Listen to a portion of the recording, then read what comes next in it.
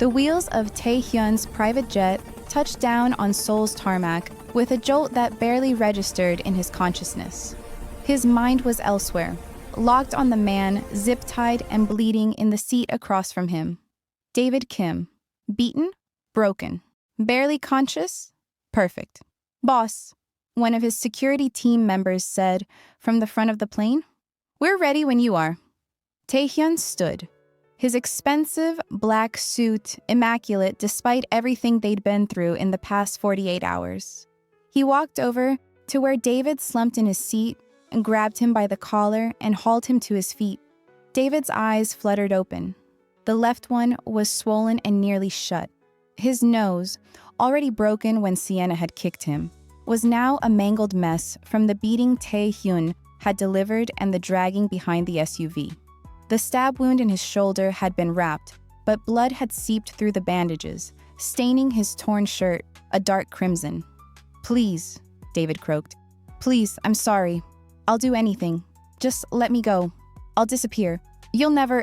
Tae-Hyun yanked him forward, his face inches from David's destroyed one. You're not going anywhere, Tae-Hyun said quietly, except exactly where I want you to go. Welcome to Part 9. The last episode before the finale. I had to split the finale into 2 parts to give you all the epic ending this story deserves. Tae-Hyun is about to walk into the most dangerous building in Seoul with a surprise and a death wish.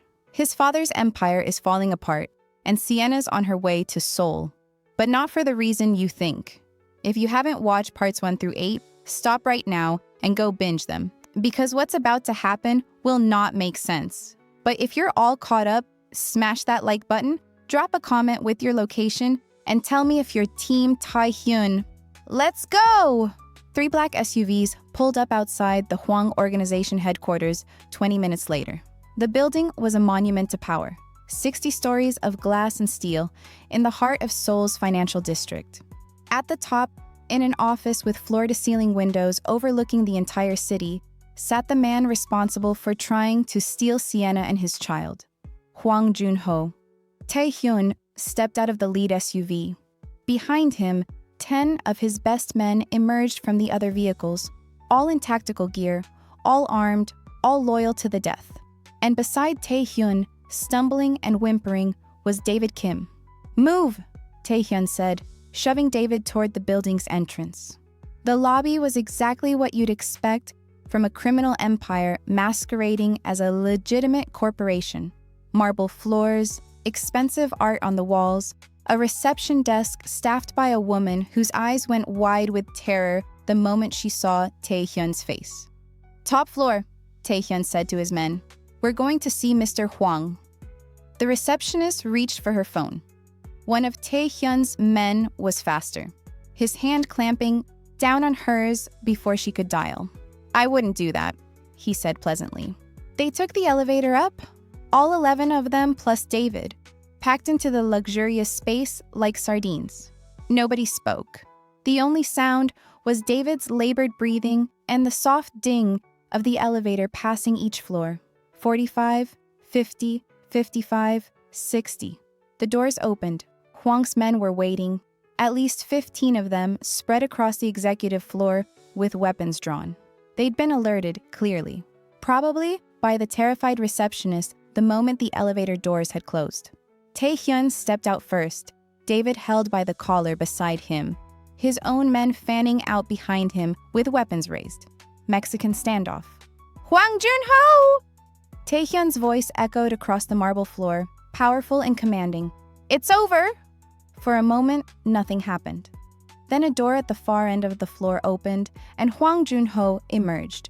He was exactly as Tae-Hyun remembered. Early 50s, cold, predatory eyes, the face of a man who'd seen violence and enjoyed it. He wore an expensive suit that probably cost more than most people's cars, and he walked with the confidence of someone who believed he was untouchable.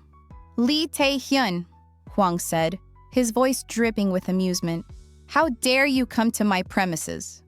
Tae-Hyun smiled. It wasn't a pleasant expression. I've always come to your premises, Huang.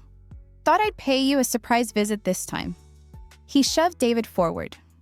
David collapsed on the marble floor with a pained groan, his zip-tied hands unable to break his fall. "A little pet of yours escorted me here," Tae-Hyun continued, nudging David with his expensive shoe. "Turns out he's very talkative when properly motivated." Huang's eyes flicked to David's broken form, then back to Tae-Hyun. His men had their weapons trained on Tae-Hyun and his team. Tae-Hyun's men had their weapons trained right back. Nobody moved. "I didn't kill him," Tae-Hyun said conversationally. "Wanted to give you the privilege. See? I care about your ego." Huang laughed. It was a dark, ugly sound. "You're surrounded, boy. You won't leave here alive. If I wanted you dead, you'd already be dead," Tae-Hyun replied calmly. "I'm here to return your package, and to warn you, never touch what belongs to me again." Huang stepped closer, his men moving with him like a well-trained pack. There were 20 of them now, Tae-Hyun counted. More had emerged from offices and hallways. All armed, all dangerous. The math wasn't good, but Tae-Hyun didn't care. "You owe me a debt," Huang said, his voice hardening. "You and your woman have caused me problems. You and your family ruined my investment. David here was supposed to deliver a package to me, a bargaining chip against you and your father's empire. Instead, she escaped. My man is destroyed and I'm left with nothing." "I owe you nothing," Tae-Hyun said, his voice dropping to something deadly. "This is your warning. Next time, there won't be a next time." Huang stopped a few feet away. His eyes were calculating, searching Tae-Hyun's face for weakness. "So, you're going to leave me untouched?" he asked, a slight smile playing at his lips. Tae-Hyun returned the smile. "For now." Then he turned his back on Hwang Junho and started walking toward the elevator. Behind him, he heard Hwang's men shifting, heard the click of safeties being released, heard someone whisper urgently to Huang that they should shoot now while they had the chance. But Huang raised a hand, stopping them. He was too curious, too suspicious. He wanted to know what Tae-Hyun's real play was. Smart man, not smart enough. Tae-Hyun's men walked backward, weapons still trained on Hwang's team, covering their boss's retreat. They reached the elevator. The doors opened. Tae-Hyun had one of his men holding it. As he stepped inside, Tae-Hyun looked back one last time at Hwang Junho, standing in his expensive suit in his expensive building with his army of dangerous men. "When you touch what's mine," Tae-Hyun said quietly, "I don't leave you with ashes. I make sure you get lost with the wind." The elevator doors closed on Hwang's confused expression. They rode down in silence. David had been left behind on the 60th floor, zip-tied and broken and bleeding. Exactly where Tae-Hyun wanted him. The elevator reached the lobby. They walked through, past the terrified receptionist, out the glass doors into the Seoul afternoon. Tae-Hyun's SUV was waiting exactly where they'd left it. He climbed into the back seat. His men got into their vehicles. Engines started, and Tae-Hyun opened his right hand. In his palm sat a small remote detonator. Black plastic, red button. Simple, elegant, deadly. A slow, wicked smile spread across his face. Back on the 60th floor, Huang's men were lifting David from the ground.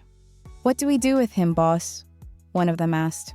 "Throw him in the incinerator," Huang said dismissively, already turning back toward his office. "He's useless now."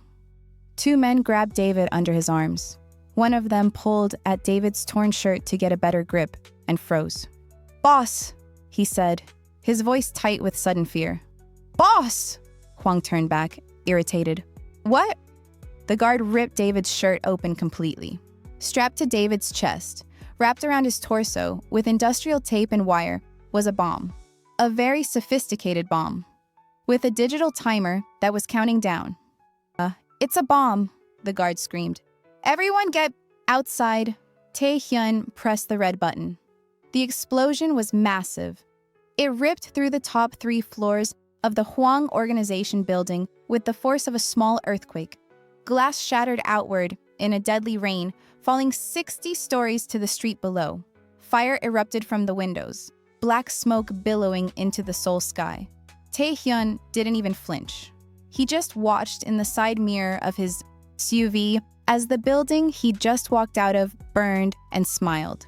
"Drive," he said calmly to his driver. As they pulled away from the curb, sirens already beginning to wail in the distance, Tae-Hyun allowed himself a moment of satisfaction.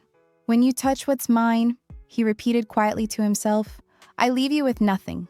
Not even your ashes survives." His phone buzzed. Probably his mother, he thought, reaching for it. Or one of his business contacts checking to make sure he was okay after the very public explosion that had just lit up Seoul's skyline. But when he looked at the screen, his blood ran cold. Trending in Seoul. Lee Dongwuk. Below that, a video thumbnail.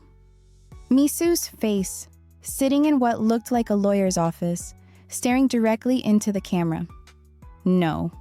No, no, no, no, no.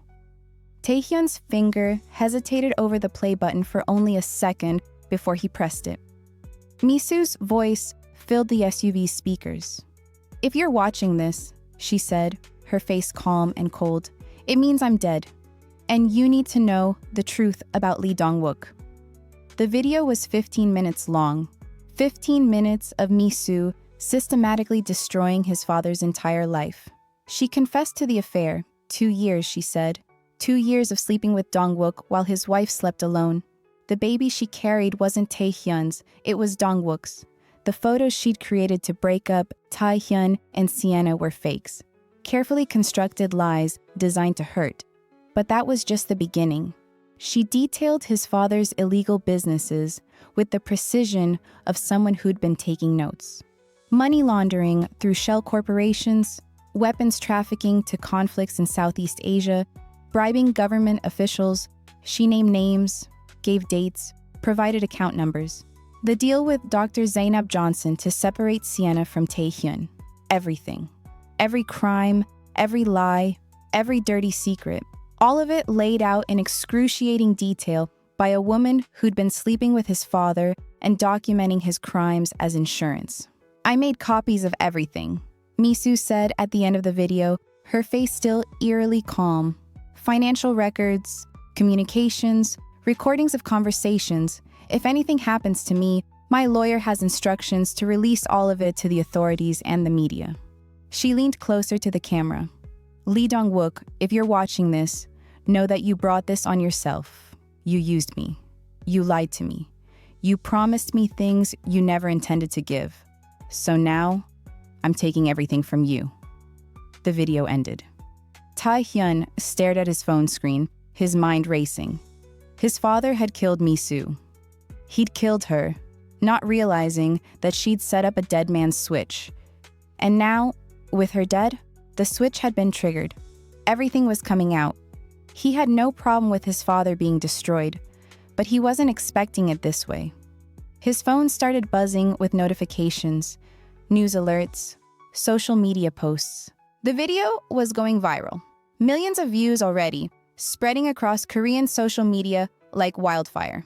Breaking: criminal empire exposed. Lee Corporation CEO implicated in murder, money laundering. Shocking confession video reveals decades of crime. His father's face was everywhere. Photos from charity galas and business meetings now juxtaposed with headlines about murder and corruption. "Sir?" his driver asked tentatively. "Where do you want to go?" Tae-Hyun's jaw clenched. "Home," he said. "Now." The Lee family mansion was in chaos when Tae-Hyun arrived. Security guards were running around frantically. Staff members were crying. Someone had already started packing boxes. Rats fleeing a sinking ship. Tae-Hyun ignored all of it. He strode through the front doors and headed straight for his father's private study. He didn't knock. The door slammed open under his hand, and Tae-Hyun stopped dead. Mi-Soo's body lay on the floor in a massive pool of dried blood. Her face was destroyed, completely unrecognizable. Blood had sprayed across the desk, the walls, even the ceiling. It looked like an abattoir. And standing over her body, hands still covered in dried blood, shaking and staring at nothing, was Lee Dongwuk. His father had been standing there for hours, Tae-Hyun realized. Just standing, staring, unable to process how Mi-Soo was still able to destroy him even in death. Tae-Hyun, Dongwuk breathed when he saw his son. Relief flooded his face. Tae-Hyun, son, thank God you're here. You have to help me. I didn't mean to. It was an accident. All what she said, I couldn't. The words tumbled out in a desperate, incoherent rush. Tae-Hyun looked at his father, at the blood on his hands, at Mi-Soo's destroyed body on the floor, at the man who'd spent his entire life trying to turn him into a monster, who tried to destroy the woman he loved, who'd made deals with criminals, and something inside Tae-Hyun snapped.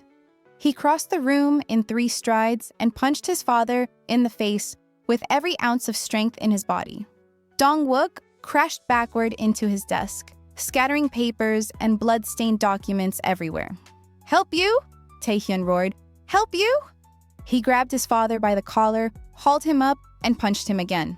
Blood exploded from Dongwuk's nose, a satisfying crunch of cartilage breaking. "You tried to destroy me!" Tae-Hyun shouted, his voice shaking with rage. "You tried to destroy the woman I love, not even considering she's carrying my child. I was protecting you from making a mistake," Dongwuk tried to say. Tae-Hyun hit him again, and again. "She was the only thing I ever did right," he screamed. "And you tried to take her from me." He shoved his father against the wall, his forearm pressed against Dongwuk's throat, his face inches away. "You want to know something?" Tae-Hyun said, his voice dropping to a deadly whisper. "I'm the one who sabotaged your businesses. Every single one. I've been destroying you from the inside after I figured out you set me up. And I wanted nothing more than to watch you lose everything." Dongwuk's eyes went wide with shock. You did this?" "I did this," Tae-Hyun confirmed. "Every failed deal, every mysterious financial problem, every accident that cost you millions. That was me, taking apart your empire piece by piece just like you broke me."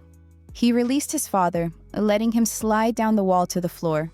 "You deserve worse," Tae-Hyun said coldly. "Rot in hell for all I care." He turned to leave and nearly ran into his mother in the doorway.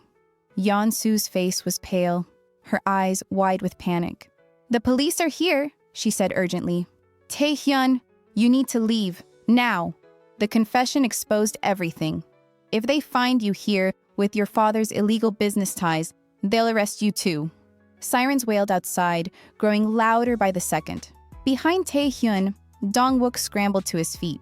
He looked around wildly, blood streaming from his broken nose, his eyes showing the first hints of real fear. "I need to run," he muttered. I can get to the airport till this settles. I have accounts overseas." He stumbled toward the door, trying to push past Yansu. Heavy footsteps thundered up the stairs. "Seoul Metropolitan Police, nobody move." Half a dozen police officers burst into the study, weapons drawn, faces hard. Dongwuk froze. "Lee Dongwuk," the lead officer said, already pulling out handcuffs. "You're under arrest for the murder of Park Mi-Soo, money laundering, illegal weapons trafficking, bribery of government officials, and about 30 other charges we're still processing." "You don't understand," Dongwuk said desperately as they grabbed his arms and yanked them behind his back. "It was self-defense. She attacked me. I was just—" The handcuffs clicked shut. "Save it for the judge," the officer said. Another officer was looking at Tae-Hyun now, recognition dawning in his eyes. "Lee Tae-Hyun?" he asked. Tae-Hyun's stomach dropped. "Yes," he said carefully. "You're under arrest as an accomplice to your father's crimes." "What? I had nothing to do with—" "Tell it to the judge," the officer said, producing another pair of handcuffs. "You're listed as Executive Vice President of Lee Corporation. That makes you legally complicit in the company's activities." "He didn't know," Yansu screamed, trying to push between the officers and her son. "My son knew nothing. He's innocent." But they were already handcuffing Tae-Hyun, reading him his rights in a monotone voice that barely registered over the ringing in his ears. This couldn't be happening. He'd just destroyed Huang. He'd just gotten revenge for Sienna and his child and everything his father had tried to take from him. And now he was being arrested as his father's accomplice. Although this was their world, it was never clean. They led both of them out, father and son in handcuffs, Yansu sobbing behind them, the staff watching in shock as the Lee family's empire collapsed in real time. Outside, the scene was chaos. News vans lined the street, reporters shouting questions, camera flashes blinding in the late afternoon sun, neighbors watching from their equally expensive homes with shocked expressions. They were pushed into separate police cars. As Tae-Hyun was shoved into the back seat, the door slamming behind him, he caught one last glimpse of his father. Dongwuk looked broken, destroyed. All the power and confidence gone, replaced by the face of a man who just lost everything and knew it. Good, Tae-Hyun thought bitterly. But then, the car started moving, and reality set in. He was going to prison. And Sienna was still in America, 4 months pregnant with his child, probably watching this unfold on the news right now. She was the best thing that had ever happened to him. 2 months later, the Seoul criminal court was packed. It had been packed every day for the past 2 weeks since the Lee Dongwuk trial had begun, but today was different. Today was the day both defendants would learn their fate. The media presence outside was overwhelming. Protesters with signs. Journalists from every major news outlet in Asia. International press covering what had become one of the biggest criminal trials in South Korean history. Inside the courtroom, Tae-Hyun sat in the defendant's seat, wearing handcuffs and an orange prison jumpsuit. He didn't look bad at all for someone who was locked up. Those who knew him, knew him. He was better off as their friends than enemies. He was untouchable, even in jail, but one couldn't say so for his father. Beside him, separated by 3 guards and a physical barrier, sat his father. Dongwuk looked like a ghost of the man he'd once been. His hair had gone almost completely gray. His face was gaunt, his expensive suits replaced with the same prison jumpsuit Tae-Hyun wore. His hands shook constantly, and his eyes were vacant, staring at nothing. He'd broken, Tae-Hyun realized. Completely and utterly broken. The judge entered. Everyone stood, then sat again at his command. The prosecution may present their closing evidence, the judge said. Tae-Hyun had stopped paying attention to most of the trial around day 3. He'd heard it all before. The evidence was overwhelming. Financial records, witness testimonies, physical evidence from Mi-Soo's murder, communications logs showing years of illegal activity. His father was going to prison for the rest of his life. The question was whether Tae-Hyun would be going with him. Your Honor, the prosecutor said, standing with a thick file folder. The evidence clearly shows a pattern of criminal enterprise spanning more than 2 decades. Lee Dongwuk built his empire on blood money, corruption, and violence. He murdered Park Mi-Soo in cold blood. The medical examiner confirmed she died from repeated blunt force trauma to the head, 17 separate impacts. A photo appeared on the courtroom's display screen. Tae-Hyun looked away, but not before seeing Mi-Soo's destroyed face. Her skull caved in, blood everywhere. Some of the jurors gasped. One woman covered her mouth, looking like she might be sick. As for Lee Tae-Hyun, the prosecutor continued, turning to face Tae-Hyun directly. While he claims ignorance of his father's activities, the financial records tell a different story. He was listed as executive vice president. He received payments from the company. He attended business meetings. His name appears on dozens of documents related to questionable transactions. Tae-Hyun's lawyer jumped up. Those documents were signed without my client's knowledge or consent. Mr. Lee Tae-Hyun built his own legitimate security company and wanted nothing to do with his father's empire.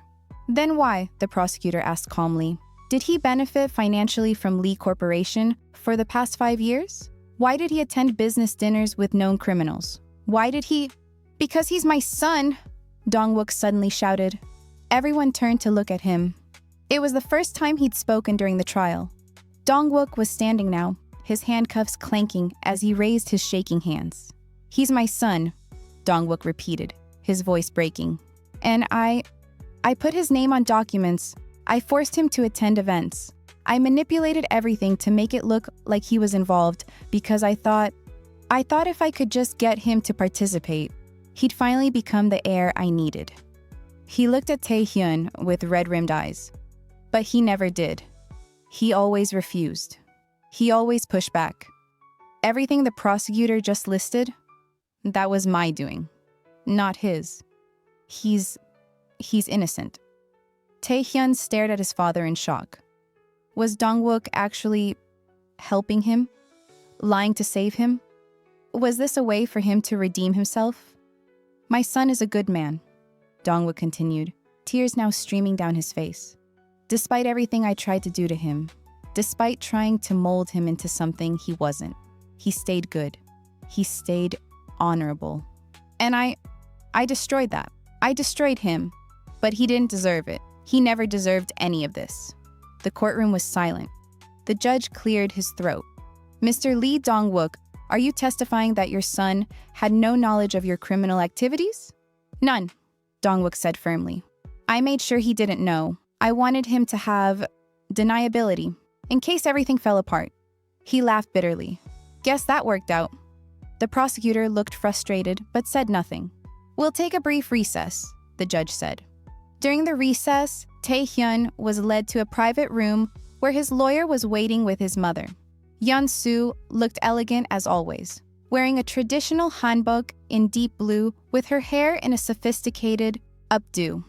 But her eyes were tired, and there were new lines on her face that hadn't been there a month ago. "That was unexpected," Tae-Hyun's lawyer said carefully. "Your father's testimony might actually help your case." "He's trying to protect me," Tae-Hyun said quietly. "Even now, even after everything." "He should have tried protecting you 30 years ago," Yansu said bitterly. Then she took Tae-Hyun's handcuffed hands in hers. "But his testimony isn't enough. The financial connections are still there. The prosecutor is pushing for 7 years." 7 years. Tae-Hyun closed his eyes. 7 years in prison. His child would be in elementary school by the time he got out. Sienna would, wait for him? Move on?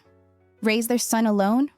"There has to be something we can do," he said desperately. "I'm working on it," his lawyer assured him. "But the evidence is..." A knock on the door interrupted him. A guard poked his head in. "They're ready for you? And, there's been a development." When Tae-Hyun was led back into the courtroom, he immediately noticed something was different. The energy had changed. People were whispering urgently. The prosecutor looked annoyed. The judge looked intrigued. And standing at the front of the courtroom, next to the prosecution's table, was his mother. She changed out of her hanbok and into a Western-style suit. Black, professional, powerful. Her hair was still in its updo, but now she looked less like a traditional Korean wife and more like a CEO about to deliver a hostile takeover. "Your Honor," Yansu said, her voice clear and strong. "I'm here to testify regarding my husband's crimes and my son's innocence." The judge nodded. "Please approach the witness stand, Mrs. Lee." Yansu was sworn in. She sat down calmly, folded her hands in her lap, and looked directly at the prosecutor. "I'm ready," she said. The prosecutor approached cautiously. "Mrs. Lee, how long have you been aware of your husband's activities?" 20 years, Yansu said calmly. The courtroom erupted. The judge banged his gavel. 20 years? The prosecutor repeated. "And you said nothing?" "I said nothing because I was a coward," Yansu replied. "Because I was afraid of what would happen to my family. Because I thought if I just kept quiet and played the perfect wife, I could protect my children from the truth about their father." She looked at Dongwuk. He couldn't meet her eyes. "But I was wrong," she continued. "Silence didn't protect them. It only allowed the poison to spread. So now, I'm telling you everything." And she did. For the next hour, Yansu systematically dismantled her husband's empire with the precision of a surgeon. She produced documents, copies she'd been secretly making for years, financial records, communications, recordings of phone calls she'd made when Dongwuk thought she was shopping. Everything. She confirmed Mi-Soo's confession about the affair, detailed the weapons trafficking, the money laundering, the bribes. But most importantly, she provided evidence that Tae-Hyun had known nothing about any of it. "My son," she said, her voice shaking slightly for the first time, "spent his entire life trying not to be his father. He built his own company from the ground up, legitimately. He refused to join the family business. He distanced himself from his father's world as much as possible while still maintaining minimal family contact." She pulled out another folder. "Furthermore," Yansu continued, "I have evidence that over the past months, Tae-Hyun actively sabotaged his father's illegal operations. Business deals that mysteriously fell through? Tae-Hyun was responsible. Financial problems? Tae-Hyun. He was systematically destroying his father's empire from the inside to protect innocent people." She looked directly at Tae-Hyun. "My son is not his father. He never was. He never will be. And if you send him to prison for crimes he not only didn't commit, but actively worked to prevent, you're punishing the wrong man." When she finished, the courtroom was silent. The prosecutor looked like he'd been hit by a truck. "No further questions," he said weakly. But even with his mother's testimony, things still weren't looking good. The judge called another recess to review the new evidence. When they returned, his expression was grave. "Mrs. Lee's testimony is compelling," he said. "However, the legal connections between Mr. Lee Tae-Hyun and his father's business are still present. Ignorance is not always a legal defense, particularly in cases involving family businesses." Tae-Hyun's stomach sank.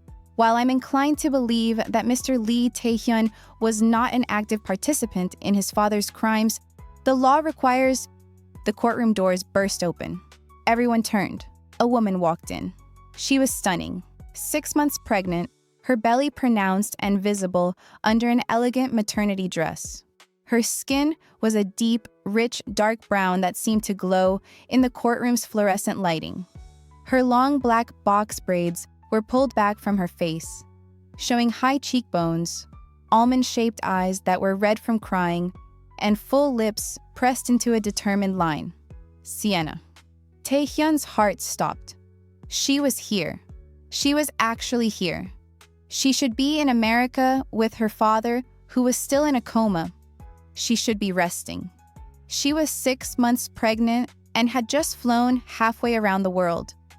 Her mother had been carrying out some volunteer work at the chapel, probably for redemption after all she had done. After dining with the devil, she prayed every night for Kwame to wake up and to get Sienna's love again. But Sienna was here. "Your Honor," Sienna said, her voice strong despite the tears streaming down her face. "I'm sorry for the interruption, but I'm here to testify about Lee Tae-Hyun, my fiancé, and my unborn son's father." The prosecutor started to object, but the judge waved him down. "I'll allow it," he said. "Miss Johnson," Sienna said. "Sienna Johnson." She walked to the witness stand, moving carefully due to her pregnancy. Every eye in the courtroom was on her pregnant belly, on her face, on the way she kept glancing at Tae-Hyun. One could feel their love even by just a glance. She was sworn in, sat down, placed one hand protectively on her belly. "Miss Johnson," Tae-Hyun's lawyer said gently, "how do you know the defendant?" Sienna looked directly at Tae-Hyun. Their eyes met across the courtroom, and everything else faded away for a moment. "Lee Tae-Hyun is the father of my child," she said clearly, "and the best man I've ever known." The courtroom erupted in whispers. The judge banged his gavel. For the next 30 minutes, Sienna told their story. How they'd met in Seoul, how he'd protected her from his father's world, how he'd tried to keep her safe even when it cost him everything, how he'd had nothing to do with his father's crimes.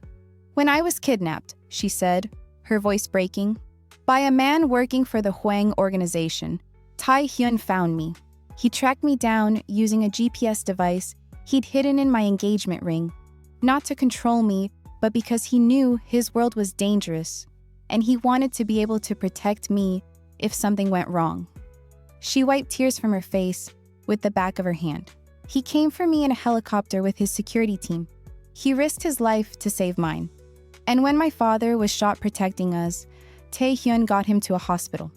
He spent every day since trying to make sure I'm safe, that our baby is safe, that the people he loves are protected from the violence his father brought into our lives. Her hand moved protectively over her belly. Tae-Hyun isn't his father. He spent his whole life trying not to be his father. He's kind, he's protective, he's honorable, and when he found out what his father did to us, he worked to destroy him from the inside. She looked directly at the judge now. If you sent him to prison for crimes he didn't commit, you're punishing a man who has done nothing but try to be good in a world that kept pulling him toward darkness. You're taking a father away from his child. You're destroying the one good thing that came out of the Lee family. Tears were streaming down her face now, but her voice remained strong. Please, he's innocent, and I'm begging you to see that. When she finished, the courtroom was silent except for the sound of her quiet crying. The prosecutor stood slowly. Miss Johnson, he said, his voice not unkind, your testimony is moving, but emotion isn't evidence. The financial records show clear connections between Mr. Lee Tae-Hyun and his father's business. Properties co-owned, shared bank accounts, business meetings attended together. He pulled out documents, laying them on the prosecution table. Lee Tae-Hyun benefited financially from his father's crimes for years. He may not have actively participated, but he certainly profited. And the law is very clear about... But then, the courtroom doors opened. Someone walked in. I came to testify about the good heart of Tae-Hyun. And you're holding the wrong man. Everyone turned. Oh my God, who just walked in? Wait. Someone just interrupted the trial. Someone just said they can prove Tae-Hyun is innocent. But who? Who is it? Is it who we are both thinking? And did you see Sienna? 6 months pregnant, and she flew to Seoul to save him. She left her father, who's still in a coma, to fight for the man she loves. That's love. But is it enough? The prosecutor was about to destroy Tae-Hyun's case. 7 years in prison. His son would be in school by the time he got out. So comment right now. Who do you think just walked into that courtroom? Will Tae-Hyun be found innocent? Was Sienna's testimony powerful enough? Should Dongwuk rot in prison forever? Team Tae-Hyun, drop a blue heart. I'm sorry I didn't end it here. I know you're screaming at me, but this story deserves a proper finale. Not a rushed ending where everything gets crammed into the last 5 minutes. Part 10 is the finale, the real finale, and the beauty they all deserve. Will Tae-Hyun walk free? Who is this mystery witness? Will Kwame wake up from his coma? Will Sienna forgive her mother for everything? Will Tae-Hyun and Sienna finally get their happily ever after with their baby? The finale drops in less than 24 hours, and I promise you, the ending will be worth the wait. It's going to be emotional, it's going to be satisfying, and it's going to give these characters the ending they deserve after everything they've been through. Smash that like button. If you're stressed and emotional right now, subscribe and turn on all notifications because you do not want to miss the finale. Share this with everyone who's been following this journey. Share it with anyone who loves dramatic and unpredictable mafia romance. Everyone needs to see how this ends. Drop your theories in the comments right now. Who do you think walked into that courtroom? I'm reading every single comment. Thank you for being on this journey from part 1 all the way to part 9. We're 1 episode away from the end. Get your tissues ready because part 10 is going to make you cry, cheer, and feel all the emotions. I'll see you in the finale. It's going to be epic.